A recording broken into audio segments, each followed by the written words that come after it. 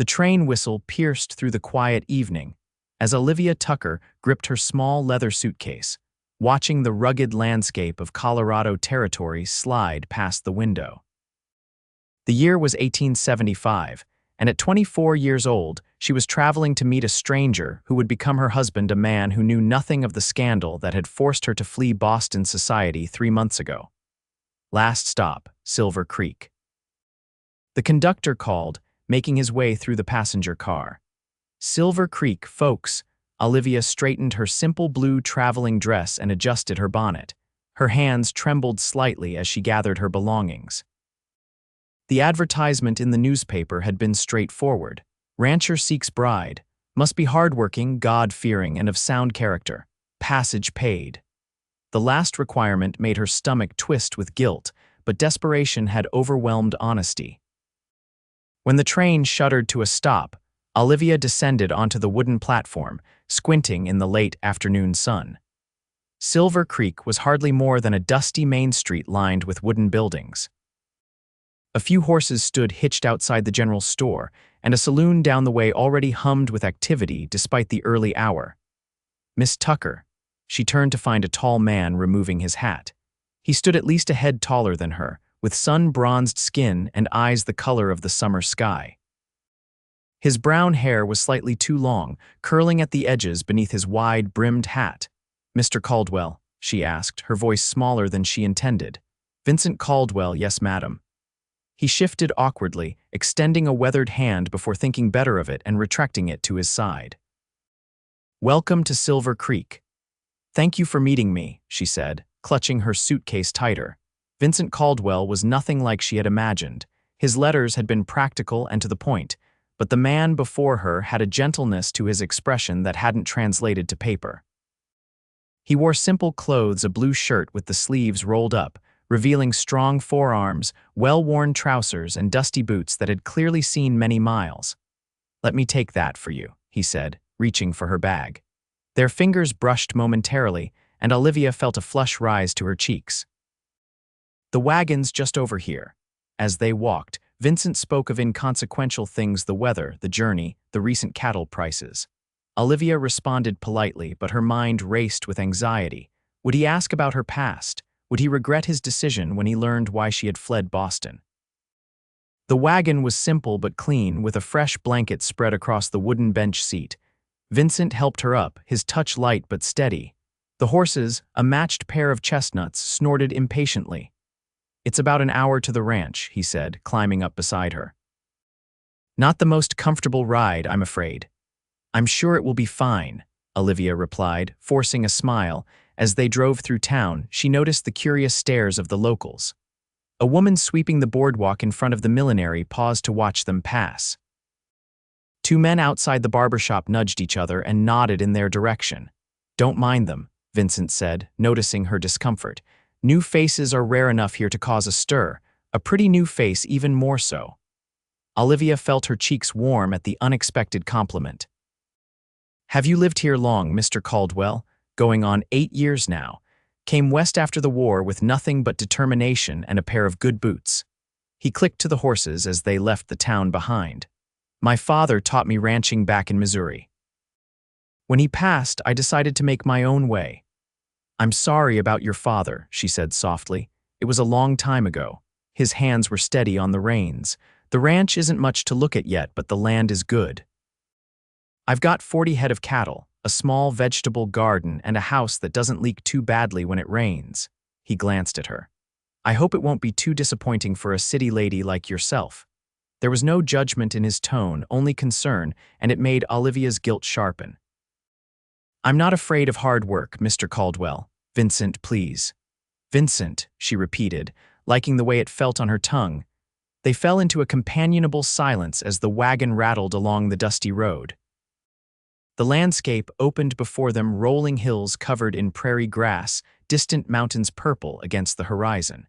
It was beautiful in a wild, untamed way so different from the manicured gardens of Boston. "May I ask what brought you to answer my advertisement?" Vincent asked after some time had passed. Olivia had prepared for this question, rehearsing her answer during the long train journey. I was working as a governess, she said, which wasn't entirely untrue. The family's circumstances changed, and I found myself seeking new opportunities. She swallowed hard. There aren't many respectable positions available for unmarried women in the East. Vincent nodded, his eyes still on the road ahead. And your family? My parents passed when I was 19. I have no siblings. This, at least, was the complete truth. There was nothing keeping me in Boston. Nothing except shame and whispers that followed her everywhere she went. I'm sorry to hear that, he said. Losing family is never easy. The sincerity in his voice made her chest tighten. She had expected many things from this arrangement: security, perhaps respect in time, but not understanding. Not kindness. There it is, Vincent said as they crested a small hill. Caldwell Ranch. The house was modest but sturdy, with a covered porch and smoke curling from the stone chimney.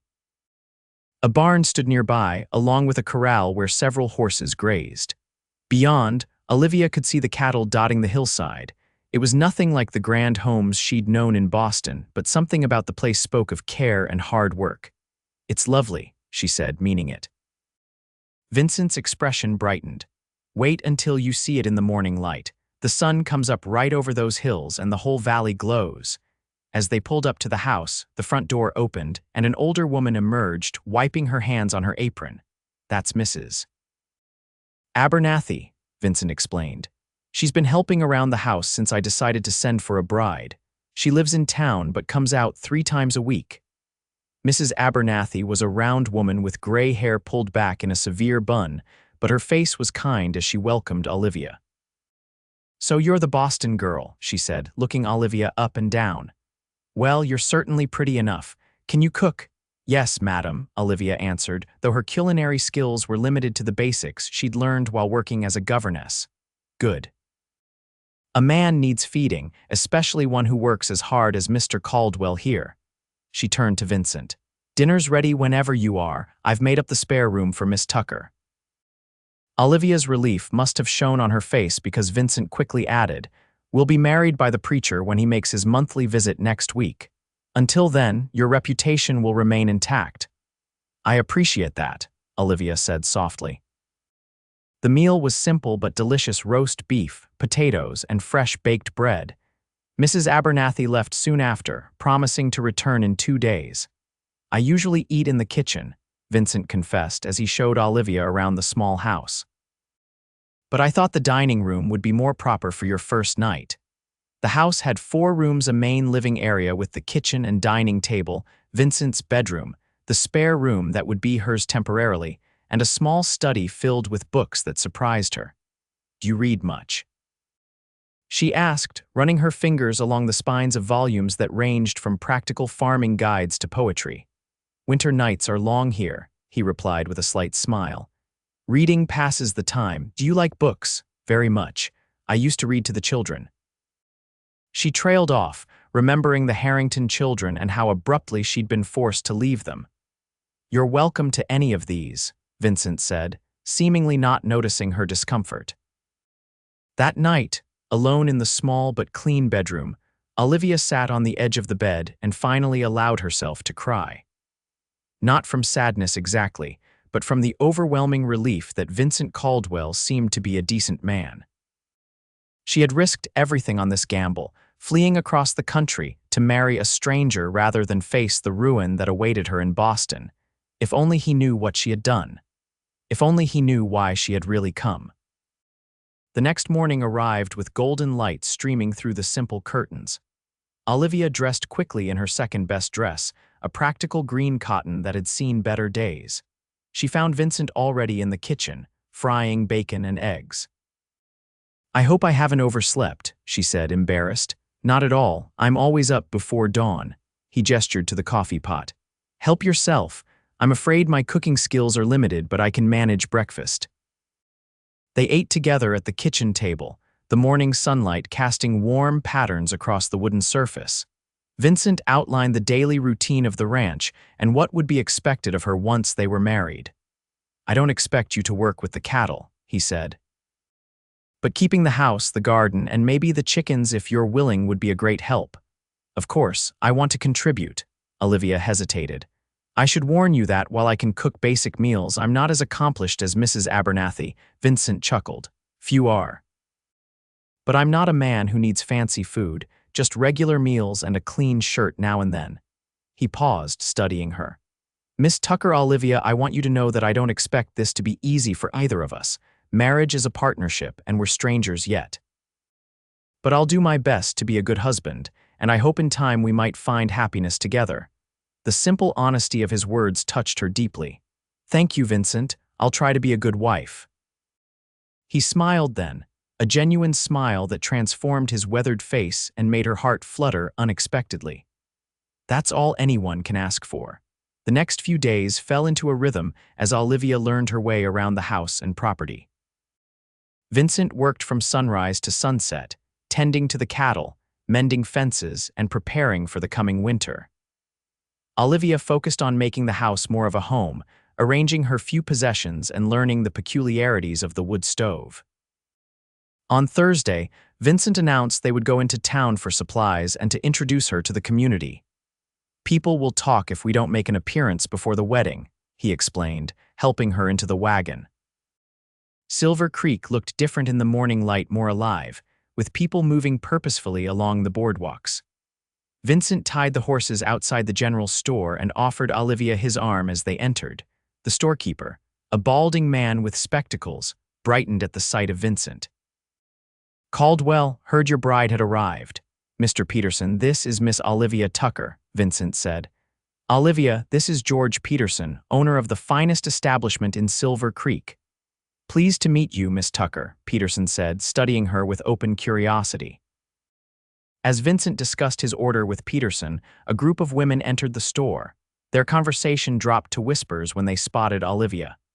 Mrs. Wilson, Mrs. Hayes, Miss Simmons, Vincent greeted them politely. May I introduce my fiancée, Miss Tucker from Boston? The women exchanged glances before the oldest, a severe-looking woman in a dark dress, stepped forward. Boston, you say? What brings a city girl all the way out here to our little town? The opportunity for a new beginning, Olivia replied carefully. The woman Mrs. Wilson, Olivia assumed, looked her up and down. Well, you'll find we're simple folk here. We value honesty and propriety. There was something in her tone that made Olivia's spine stiffen. Did this woman somehow know about her past? Impossible. As do I, Mrs. Wilson, she said with as much dignity as she could muster. After completing their purchases, Vincent suggested they visit the small cafe for lunch. As they walked down the street, Olivia was acutely aware of the stares following them. Is it always like this? She asked quietly. A new face is big news in a town this size, Vincent replied. They'll find something else to gossip about soon enough. The cafe was small but clean, with checkered tablecloths and vases of wildflowers. They had just placed their order when the door opened, and a tall man in a sheriff's badge entered, followed by a younger man who bore a striking resemblance to him. Sheriff Davis, Vincent said, standing to shake the man's hand. Owen, Vincent, the sheriff nodded. Thought we'd find you here. Wanted to meet the lady who's finally convinced you to settle down. Vincent introduced Olivia, who smiled politely at the sheriff and his son. Boston's a long way from here, Sheriff Davis remarked, echoing Mrs. Wilson from earlier. Any particular reason for choosing our little corner of nowhere? Before Olivia could answer, Owen Davis interjected. What my father means is that we don't get many Eastern ladies willing to brave the frontier. There was something in Owen's smile that made Olivia uncomfortable. His eyes lingered on her face a moment too long. I wanted a change, she said simply. The Davises joined them for lunch, the conversation remaining cordial if somewhat strained. As they were preparing to leave, Owen leaned toward Olivia. You know, my cousin runs a stage line back east. Passes through Boston regularly. Perhaps he knows your family. I doubt it, Olivia replied, feeling her heart rate quicken. My parents passed some years ago, and I lived quite a private life. Owen's eyes narrowed slightly. Is that so? What was your father's name? James Tucker, she answered, sticking to the truth. He was a professor at the university. Something in Owen's expression changed, but before he could respond, Vincent placed a protective hand on Olivia's back. We should be heading back to the ranch, he said firmly. Good day, Sheriff Owen. As they drove back to the ranch, Olivia couldn't shake the feeling that Owen Davis was suspicious of her. Had he heard something?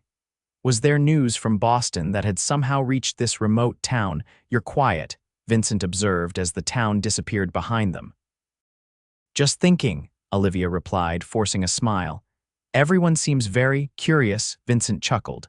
"That's one word for it. Don't worry about Owen Davis. He fancies himself something of an important man because his father is sheriff. He's harmless." But Olivia wasn't so sure. That night, as they sat on the porch watching the sunset paint the sky in brilliant oranges and pinks, Vincent cleared his throat. "Olivia, there's something I've been meaning to tell you," he began. "About why I advertised for a bride." She turned to him, curious. "Most men out here want a wife for practical reasons: cooking, cleaning, children." He stared out at the horizon. "I won't deny those things matter, but—" He paused, seeming to search for words. "After the war, I saw too much death. When I came west, I thought the solitude was what I wanted. But after 8 years, I realized what I really wanted was a home, not just a house, but a real home with someone to share it with." The raw honesty in his voice touched Olivia deeply. "That's a lovely reason." "I hope you won't be disappointed," he said, finally looking at her. "This life isn't easy, and I'm not a wealthy man." "I didn't come here seeking wealth," she replied truthfully. Vincent nodded slowly. "What were you seeking, Olivia?" The question hung between them, loaded with implications. She could feel the weight of her secrets pressing down on her, but she couldn't bring herself to tell him the truth. "Not yet. A fresh start," she said finally. "Just as you were." He seemed to accept this answer, and they sat in companionable silence until darkness fell. The next morning, Olivia was kneading dough for bread when she heard horses approaching. Looking out the window, she saw Owen Davis dismounting in the yard. Vincent emerged from the barn to greet him, and though she couldn't hear their conversation, she could see the tension in Vincent's posture. After several minutes, Owen remounted his horse and rode away. Vincent stood watching him go, his expression unreadable. When he finally came inside, his face was grim. "Is everything all right?" Olivia asked, trying to keep her voice steady. Vincent washed his hands at the basin, his back to her. "Owen seems to think he knows something about you." Olivia's heart sank. "What did he say?" "He claims his cousin wrote to him about a scandal in Boston. Something about a governess who disappeared after being caught in a compromising position with her employer." The room seemed to spin, and Olivia gripped the edge of the table to steady herself. "Vincent, he turned to face her, his expression impossible to read. "Is it true?" There was no point in lying now. "Yes," she whispered, "but not how it sounds." Vincent didn't speak, waiting for her to continue. "I was a governess for the Harrington family," she began, her voice trembling. "Mr. Harrington was a respected businessman with a wife and 3 children. I taught the children for nearly 2 years without incident. Then one night, while his wife was visiting her sister in New York, he came to my room." She swallowed hard. "He had been drinking. When I refused him, he became angry. There was a struggle. A maid heard the commotion and entered to find us. It looked as though—" "I understand," Vincent said quietly. "He claimed I had tried to seduce him. Who would believe my word against his? A respected businessman versus a penniless governess." The familiar bitterness rose in her throat. "I was dismissed without a reference. No one would hire me. The rumors spread through Boston society like wildfire. I couldn't stay." Vincent was silent for a long moment. "Why didn't you tell me this before? Would you have still wanted me as your wife if you had known?" Olivia countered, tears pricking at her eyes. "Would you have believed me over the gossip?" He considered her question. "I don't know," he admitted honestly, "but I would have wanted the chance to make that decision for myself." His words struck her like a physical blow. "I'm sorry," she whispered. "I was desperate." Vincent turned away, running a hand through his hair. "I need some time to think," he said finally. "I'll be in the north pasture if you need me." He left without another word, and Olivia sank to the floor, her body shaking with silent sobs. It was happening all over again: judgment, rejection, nowhere to go. By evening, the whole town would know her shame. She was still sitting there an hour later when the sound of approaching horses jolted her back to reality. This time, it was Sheriff Davis along with Owen and 2 other men she didn't recognize. Through the window, she watched as the sheriff dismounted and approached the house. Taking a deep breath, She wiped her tears and opened the door before he could knock. "Miss Tucker," Sheriff Davis said, removing his hat. "I need to have a word with you." "Sheriff," she acknowledged, her voice steadier than she felt. "What can I do for you? We've received some concerning information about your past in Boston," he said, glancing at Owen. "I'm afraid I'm going to have to ask you to come with us." "On what charge?" she asked. The sheriff looked uncomfortable. "No formal charges, but the town council has concerns about your moral character. We can't have that kind of influence here, especially around impressionable young people." "You're asking me to leave town," Olivia realized, anger replacing her fear. "Based on gossip and hearsay." "We're a God-fearing community, Miss Tucker," Owen interjected. "We have standards to uphold." "Where is Caldwell?" the sheriff asked, looking around. "Working," she replied simply. "Well, you tell him when he returns that the council expects you on tomorrow's eastbound train." The sheriff replaced his hat. "I'm sorry it had to come to this, but Silver Creek is a respectable town." As they turned to leave, Olivia felt something break inside her. All her life, she had been taught to be proper, obedient, to accept the judgment of others without question.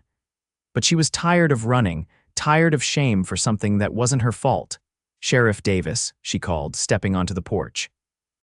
"Did your son tell you that Mr. Harrington tried to force himself on me? That I fought him off?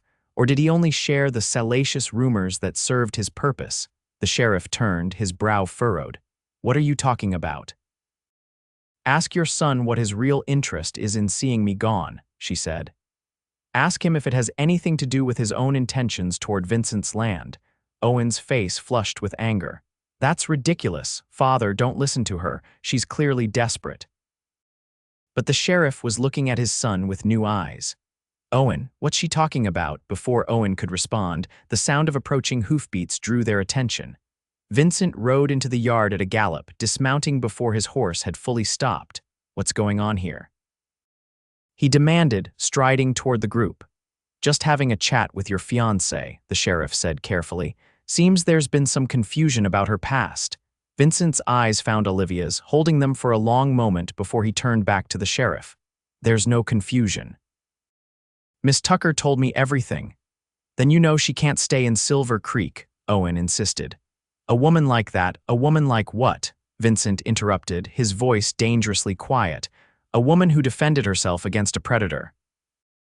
A woman brave enough to travel across the country to build a new life. That's exactly the kind of woman Silver Creek needs." Olivia stared at him in disbelief. "Vincent," he moved to stand beside her on the porch. "Sheriff, I appreciate your concern for our community. But Miss Tucker will be my wife in 3 days' time, and anyone who has a problem with that can take it up with me directly." The sheriff studied them both for a long moment before nodding slowly. "I see." He turned to his son. "Owen, you and I need to have a conversation about land disputes and false accusations." Owen's protests faded as his father led him firmly back to their horses. The other men followed, casting curious glances back at the house. When they were gone, Olivia turned to Vincent, her eyes wide with confusion. "You believe me?" "I do." He took her hands in his. "I rode out to think, and the more I considered it, the more I realized that everything about you, your kindness, your dignity, your determination speaks to your character far more than any rumor could." Tears welled in her eyes. "I should have told you from the beginning. I was just so afraid." "You're not the only one with secrets," he said quietly. "We all have parts of our past we wish we could change. But Olivia," he squeezed her hands, "you are my future. Whatever happened before doesn't change that." The tears spilled over then, and Vincent gently wiped them away with his thumb. "I'm not asking you to forget what happened to you. That man wronged you terribly, and society failed you when they chose to believe him over you. But here, with me, you can be judged by your actions, not by lies told about you." "What about the town? They'll talk." Vincent smiled slightly. "Let them. They'll find something new to gossip about soon enough. And those who matter will come to know you as I do a strong, brave woman who deserves respect." 3 days later, they were married by the traveling preacher in a simple ceremony attended by a surprisingly large number of townspeople. Mrs. Abernathy had spread her own version of events through town, emphasizing Olivia's courage and Vincent's steadfast defense of her honor and public opinion had largely shifted in their favor. Even Mrs. Wilson approached them after the ceremony. Her severe expression softened somewhat. "My own sister was in a similar situation once," she said quietly to Olivia. "Perhaps I judged too quickly. It wasn't a full apology, but Olivia accepted it with grace. Thank you for coming today, Mrs. Wilson. It means a great deal." As they drove back to the ranch, their home as husband and wife, the setting sun cast long shadows across the land. Vincent took Olivia's hand in his, the simple gold band on her finger catching the light. "Are you happy?" he asked. She considered the question seriously. The past few months had been the most tumultuous of her life, filled with fear, shame, uncertainty, and now, unexpectedly, hope. Vincent Caldwell wasn't the husband she had imagined for herself once, but he was the man she had chosen now, knowing both his strengths and his flaws. "Yes," she said finally. "I am happy." He smiled, that genuine smile that transformed his face and made her heart beat faster. "Good, because this is just the beginning." And as the wagon crested the hill, revealing their ranch bathed in the golden light of evening, Olivia knew he was right. This was just the beginning of their story, not one defined by the judgments of others or the shadows of the past, but by the future they would build together, day by day, in this wild and beautiful land they now called home. 5 years later, Olivia sat on the same porch where she had once faced down the sheriff, watching Vincent teaching their 3-year-old son Thomas to ride his first pony in the yard. Their 1-year-old daughter Emma slept peacefully in her arms, her tiny fingers wrapped around Olivia's thumb. Silver Creek had changed in those years, growing with the arrival of the railroad. Vincent's cattle business had prospered, and they had built a larger house the previous year, though they'd kept the original homestead standing as a reminder of where they'd begun. Olivia herself had changed as well. The frightened young woman who had stepped off the train that day was now the respected wife of one of the area's most successful ranchers. She taught reading at the town's small school 2 days a week and had helped establish Silver Creek's first lending library. "Look, Mama," Thomas called, sitting proudly atop the gentle pony as Vincent led it around the yard. "I'm riding. I see you, my brave boy," she called back, smiling at her son's excitement. Vincent glanced up at her, and even after 5 years of marriage, the love in his eyes still made her breath catch.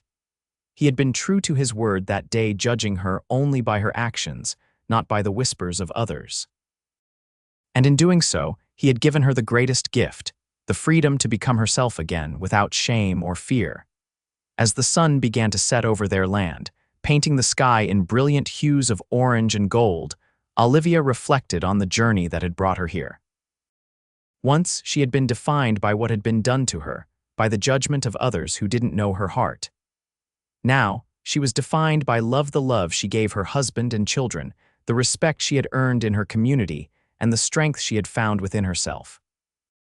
Vincent finished the riding lesson and lifted Thomas from the pony, setting him on his shoulders as they made their way back to the porch. The sound of their laughter drifted across the yard, joining with the soft cooing of Emma as she woke in Olivia's arms. This was her future, not perfect, not without challenges, but built on truth and love rather than secrets and shame. As Vincent climbed the steps to join her, leaning down to kiss her tenderly, Olivia silently thanked whatever fate or providence had led her to this remote Colorado ranch and the man who had seen beyond her past to the woman she could become. "What are you thinking about?" Vincent asked, settling beside her with Thomas now playing at their feet. Olivia smiled, leaning her head against his shoulder as they watched the sunset together.